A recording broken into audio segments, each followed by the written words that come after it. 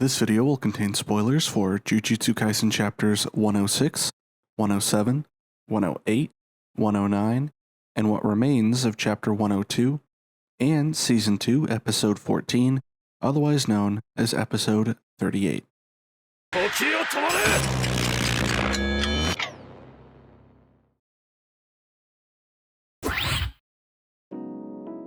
So the second season of Jujutsu Kaisen is fluctuating, and in this series I'm going to be analyzing the story of the series as it airs and as a manga reader, comparing the anime to the manga to see what they pulled over directly, what they modified or expanded, and what they just straight up removed.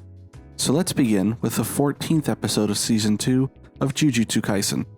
First, I'll recap the plot and explain what chapters it covered. The episode begins by picking up where we left off with Mei versus the smallpox spirit. It continually repeats the process of trapping her in a coffin, dropping a gravestone on it, and then counting down. Mei figures these are the conditions that the domain requires to activate its effect. As a special grade disease curse, she assumes if it were to take effect, the domain would infect her with smallpox and kill her.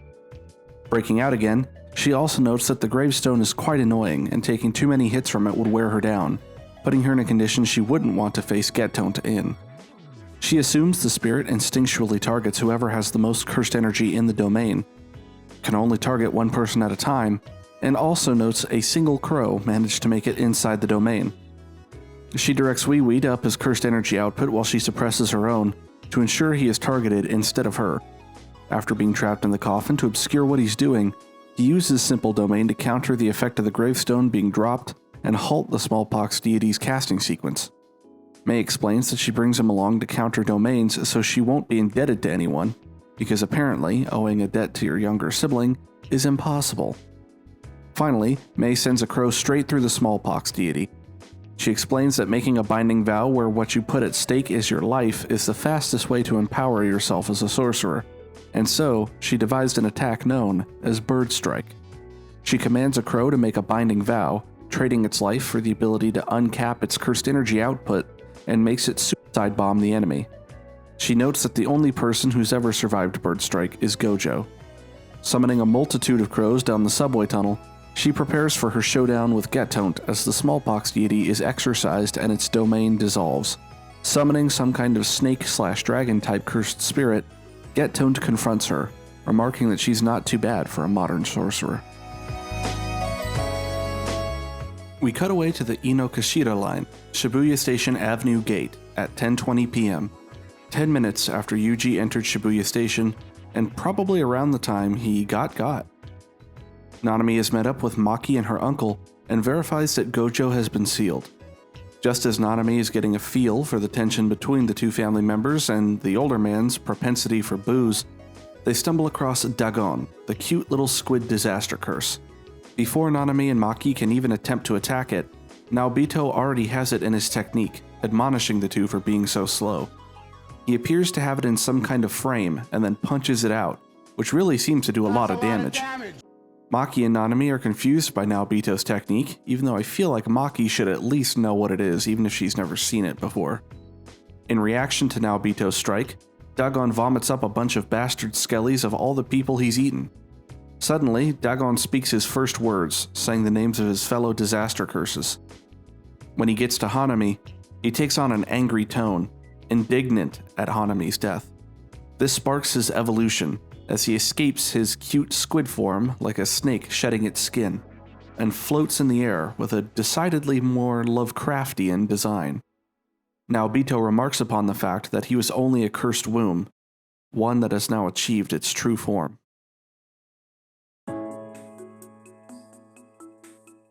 Dagon deluges the area with water, which Maki remarks is far in excess of what Megumi's Max Elephant can produce. Naobito remains unfazed, having apparently used his technique to convert the water that would have hit him into frames.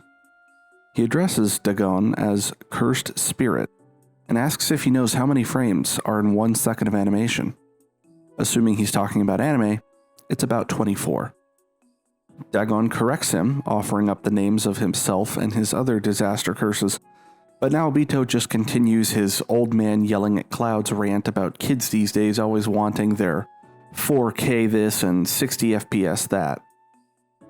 It turns out he was distracting Dagon so that Nanami and Maki could get the drop on him. But Dagon still manages to parry Maki. Naobito traps him in a frame before he can counterattack, and Nanami smashes him out of it. As Dagon creates a ring of water around himself, which kinda reminds me of the threat ring system from Metal Gear Solid 4, Nanami and Naobito comment on how Dagon doesn't seem hurt at all, and that it's a rough age they live in where even 2 Grade 1 sorcerers can't seem to hurt this one cursed spirit. Maki reflects on the fact that Naobito using his technique when she was parried saved her life, which she finds to be humiliating.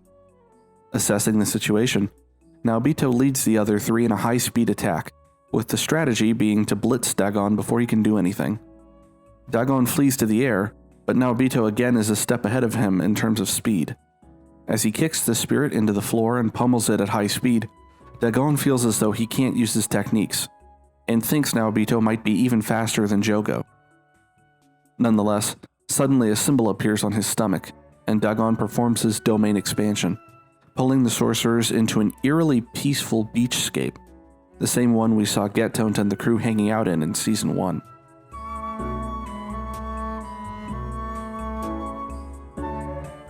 We learn this domain expansion is referred to as the Horizon of the Captivating Skanda, and don't you worry, we'll get all up in the meaning of that name in the analysis section. Suddenly, Nanami and Maki get chunks taken out of them by some floating piranhas. Maki notes that they didn't even exist until the attacks landed, meaning those Shikigami must be the domain's sure-hit attack. Naobito uses Falling Blossom Emotion, a secret art passed down through the 3 big Jujutsu families. It works by countering the sure-hit attack the instant it connects with cursed energy, rather than the way simple domain works by expanding one's own domain to negate the one already present. Deciding he has enough info to direct his attack properly, Dagon decides to use 70% of his attack on Naobito and 30% on Nanami, and unleashes Death Swarm. As Nanami warns Maki, he's suddenly overwhelmed by bitey, snappy fishies. Maki is practically ignored while Naobito continues using Falling Blossom Emotion to protect himself. As he tries to mentally work through the way the technique and domain work, Dagon presses his advantage and sends Naobito flying with a punch to the face. Having broken his concentration to make him drop his technique and become vulnerable to the domain, Dagon explains that as the sea is the source of constant life, Death Swarm reflects that as an endless stream of aquatic life Shikigami, and engulfs Naobito. He turns his attention to Maki and sends her flying with a kick. Despite calling her weak, she comes back admonishing him for not taking her out in one hit. She thinks about how she's upset that she should have trusted her intuition and met up with Megumi first, or taken out the spirit without orders from the other 2 who outrank her before it could end up this way. As he readies a fatal attack for her, suddenly, Megumi's voice calls out his domain expansion. Chimera Shadow Garden explodes out of the waves, and he calls out to Maki, extending his shadow storage to her, from which she procures exactly what she needs: the special grade curse tool, Playful Cloud. As Megumi sends his Toad Shikigami out into the domain, he marks Dagon as the owner of the domain. Dagon thinks Megumi to be foolish, but is surprised when the attack he directs his way fails. Maki retaliates with Playful Cloud and sends him reeling. As he returns to his feet, he realizes that Megumi's domain is engaged in a tug-of-war with his own, negating his sure-hit effect. He sends Shikigami at Megumi to remove his domain from the picture, and Nanami leapfrogs over to Megumi to protect him, looking to be one eye short of a pair.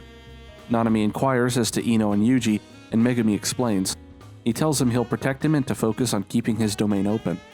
As Naobito tries for a sneak attack on Dagon, looking to be one arm short of a pair, he dodges and is surprised that both of them survived about a full minute of Death Swarm. Naobito reveals his age as 71, and the battle continues. Nanami notes that they may be able to win if things continue as they are, but Megumi is at his limit. Megumi gets Nanami's attention and tells him that he's actually trying to open a hole in the domain's barrier so they can escape.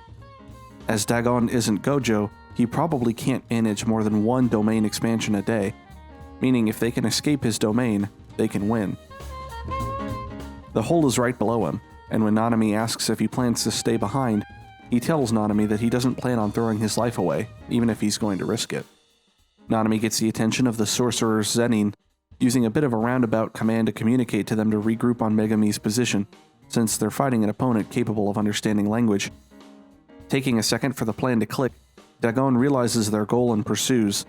Just as Megumi opens the hole and the sorcerers seem to be making their escape a reality, suddenly, an unexpected visitor enters through the hole instead.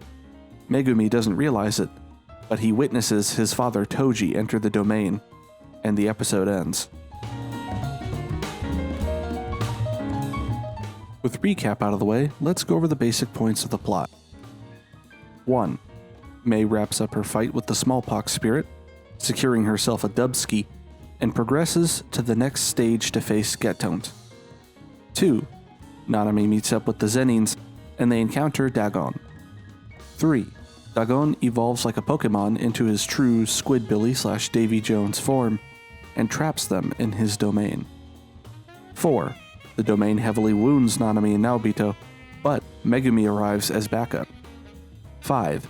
Using his own domain, Megumi plans to open a hole for them all to escape through, but instead, Toji inserts himself into the situation.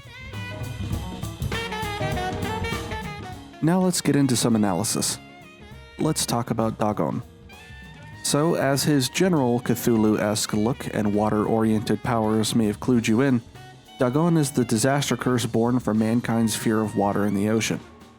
Well, the fanbook says it's more from the fear of water-based natural disasters, which is fair, but plenty of people have thalassophobia too. As I already alluded to, Dagon is inspired by the works of H.P. Lovecraft, who is often considered to be the originator or perhaps the godfather of cosmic horror, of which his Cthulhu mythos is a well-known entry. In fact, Lovecraft actually wrote a story named Dagon about an ancient Mesopotamian and Canaanite deity that came to be seen as a fish god because of his name being associated with the Canaanite word for fish. This is also all very clever because of the association Cthulhu and other deities in that mythology have with water and the deep sea, although maybe Cthulhu's whole squid beard look makes that less deep than I initially thought. Addressing his domain expansion, Horizon of the Captivating Skanda, brings with it its own can of worms. To begin with, the name. I'll just copy pasta what the wiki has to begin with, so thanks to them for doing the work on this one. The first kanji, to, means melting or charming/captivating. In this case, given its reading of tau, it is presumably derived from tayutau, which means to sway to and fro, to drift about, which could be a nod to how Dagon may let himself float in the waters of his domain. The second kanji, un, can be translated as pile, heap, aggregate, abundance. It also means skandhas, which is the Buddhist concept of 5 material and mental factors, or aggregates, that contribute to the rise of craving in sentient beings. The last part, heisan, means horizon. For example, sui heisan means the horizon related to the sea. Accordingly, the line where the sea and sky meet are visible in Dagon's domain. Now to address the skandhas, for which I'll be using the Japanese names. The 5 skandhas are shiki, which is form or material image, think like a physical body, ju, which are sensations or feelings received from form, so, which is perception, gyo or ui, which is mental activity or formations or even influence from previous lives, and finally, shiki, with a different kanji, which is consciousness. The idea is that these 5 skandhas represent things that bring about suffering when people cling to them. This connects to the Buddhist philosophy of relinquishing your earthly desires to seek nirvana, the earthly desires in question being the skandhas. By letting go of these things, suffering is extinguished. Now, another interpretation of the word skandha can be that it means multitude. This relates back to the domain as it seems to be an endless expanse of jungle island beach on one side, with an endless expanse of water on the other side, as well as the endless Shikigami Dagon can summon for use in the domain as well. Basically, the domain can be thought to represent a boundless horizon of captivating natural beauty, while also representing the endless bounty of the ocean. This series is very interesting in how it ties the domains and their concepts to Buddhist concepts and philosophies. Next, let's go on a juju stroll. This time, the Inokashira Line Avenue Gate. and where we see the fight take place between Dagon and the others. First, here's a photo from Wikipedia showing the avenue gate in question. Then, pathing our way through Street View, here's the staircase Nanami, Maki, and Naobito descend on the other side of that gate. Once they reach the bottom, they head this way into the station.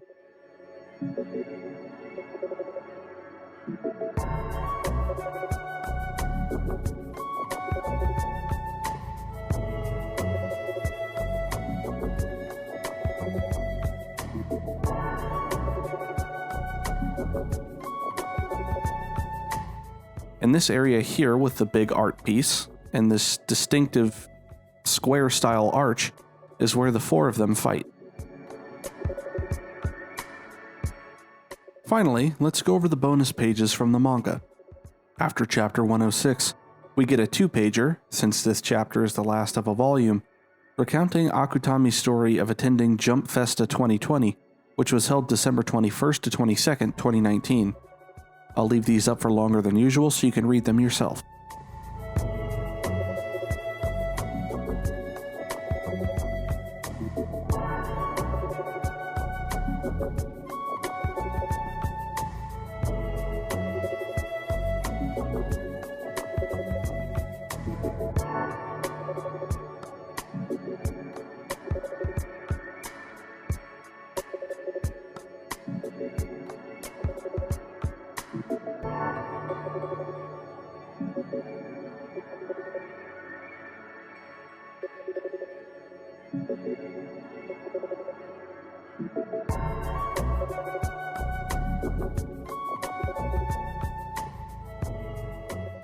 Next, after chapter 107, we have a page addressing Dagon's cursed seal.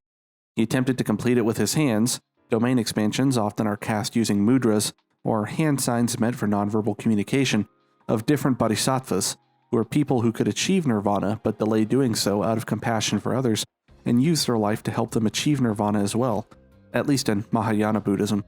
But Naobito stopped him, so he instead drew a hotai, or purse, on his stomach, which can also be used for male kimonos that are worn at Miyamairi, which is a Shinto rite of passage for newborns, fitting, as it's his first use of the domain following his birth from the cursed womb. After chapter 108, we get a page explaining the history of ownership of Playful Cloud. It was owned by the Zenin clan, which is why Toji had it. Then it was passed to Geto when he took Toji's storage spirit, where it was then reclaimed by Gojo after Volume 0, who used his influence to get it loaned to Maki. Akutami says that the relationship between Jujutsu High's weapon storage and the big three families will show up later in the story. It does. Finally, after chapter 109, we get a page explaining escaping domains. When Gojo explained that escaping a domain is basically impossible, he was referring to the fact that it's practically impossible to tell where the edges of a domain would be from the inside, since their volume appears different on the inside and outside. They seem bigger from the inside, in other words. And besides that, you'd probably be killed before you found the outer edge, and even if you did find it, it'd be hard to break out since it's harder to escape domains from the inside than it is to break in from the outside. That being said, because Megumi touched the edge when he came in, he knew where it was, enabling the escape plan. And that's my episode recap and story analysis for the 14th episode of the second season of Jujutsu Kaisen. Make sure to subscribe and turn on bell notifications if you want to be here as soon as possible each week as I put out new videos for each episode as it airs. And feel free to drop a comment with suggestions as to other videos you might like to see, such as character analysis videos or explanations. Thanks for watching.